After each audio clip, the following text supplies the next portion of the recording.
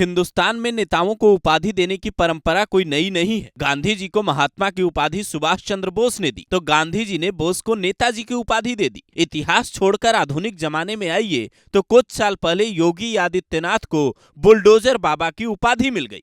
ऐसे में ये समझना भी जरूरी हो जाता है कि आखिर बिहार के मुख्यमंत्री नीतीश कुमार को विकास पुरुष की उपाधि किसने दी? क्या किसी नेता ने इसकी संज्ञा दी या खुद ही नीतीश कुमार स्वयंभू विकास पुरुष बन गए, जैसा दावा विपक्ष के नेता करते हैं? इसकी पड़ताल जब हमने की तो हमें नीतीश कुमार की कुछ बदलावकारी योजनाएं नजर आई, जिनके बारे में पहले सुनिए, फिर इस बात पर आते हैं नीतीश कुमार को पहली बार विकास पुरुष किसने कहा। साल 2005 में जब नीतीश कुमार लालू यादव के खिलाफ चुनाव लड़े तो किसी को उम्मीद नहीं थी बिहार में इतना बड़ा खेला होने जा रहा है। ठीक वैसे ही जैसे साल 2017 में योगी आदित्यनाथ ने अखिलेश यादव का पूरा सिस्टम फेल कर दिया।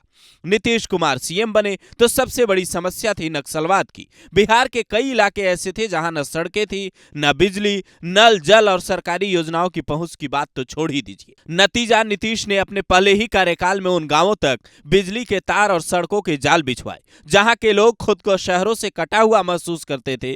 नतीजा, पुलिस की पहुंच उन गांवों तक आसान हुई जहां शाम 6 बजे के बाद पुलिस जाने से बचती थी, वहां रातों में आसानी से गश्त करने लगी क्योंकि सड़क बन गई और बिजली पहुंच गई। उसके बाद मदनपुर जैसे संवेदनशील इलाके में सीआरपीएफ के कैंप खोले गए ताकि नक्सलियों के हर मूवमेंट को तुरंत काबू किया जा सके। यहां से नीतीश कुमार गरीब जनता के दिलों में उतरना शुरू हुए। उसी दौरान नीतीश ने गरीब लड़कियों के लिए साइकिल बांटने की योजना शुरू की, जिसका असर यह हुआ कि दूर दराज के स्कूलों तक लड़कियां आसानी से पहुंचने लगी।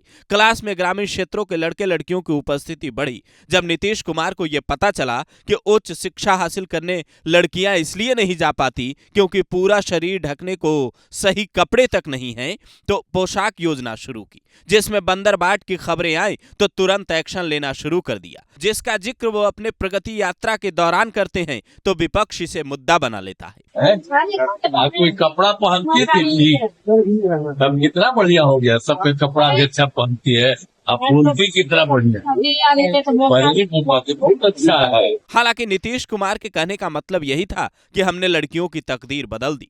छात्रवृत्ति योजना से जहां गरीब बच्चों को पढ़ने का मौका मिला, तो वहीं नीतीश कुमार ने बाढ़ और सुखाड़ वाली तस्वीर भी कुछ हद तक बदल कर रख दी। सत्ता संरक्षित माफिया जो पिछली सरकारों में दिन दहाड़े अपराध को अंजाम देकर बच जाते थे, उन पर नीतीश कुमार ने ऐसा शिकंजा कसा कि उन्हें उनके अड्डों से निकालकर सीधा सलाखों के पीछे पहुंचा दिया गया। लेकिन तमाम कामों के बावजूद भी जब नीतीश कुमार को यह लगा कि अभी बिहार के समाज को सुधारने के लिए कुछ और सख्त कदम उठाने की जरूरत है, तो उन्होंने शराबबंदी जैसा फैसला लिया, वो भी ये जानते हुए कि इससे बिहार के राजस्व पर भयंकर असर पड़ेगा। यही नीतीश कुमार का स्टाइल है जो आम जनता को अच्छा लगता है, लेकिन सियासतदानों को ये रास नहीं आता। नतीजा, बिहार में बहार है, नीतीश कुमार है का नारा राजनीतिक पार्टियां तो बदल देती हैं, लेकिन जब चुनाव होता है तो नीतीश कुमार को जनता फिर से जिताकर मुख्यमंत्री की कुर्सी पर बिठा देती है। और ये जो विकास पुरुष का तमगा मुख्यमंत्री महोदय को मिला है, ये किसी नेता ने नहीं बल्कि बिहार की जनता ने ही दिया है, क्योंकि बुद्ध और आर्यभट्ट की धरती बिहार के लिए एक दौर ऐसा आ गया था जब लालू यादव की वजह से उसका मजाक बनाया जाता था। बाहरी राज्यों में बिहारियों को हीन भावना से देखा जाता था, जिसे बदलने में नीतीश कुमार को करीब 2 दशक का वक्त तो लगा, लेकिन यह तय हो गया कि जब तक है समोसे में आलू तब तक है बिहार में लालू का राज जा चुका है और बिहार की जनता जाति देखकर नहीं, अपना भलाई देखकर वोट करेगी। इसी साल बिहार में चुनाव है। तेजस्वी यादव प्रदेश की महिलाओं को लुभाने के लिए कई वादे कर रहे हैं, यात्रा निकाल रहे हैं, तो वहीं नीतीश कुमार प्रगति यात्रा में लगे हुए हैं। फैसला प्रदेश की जनता को करना है, आप किसे चुनेंगे? कमेंट कर अपनी राय जरूर दें।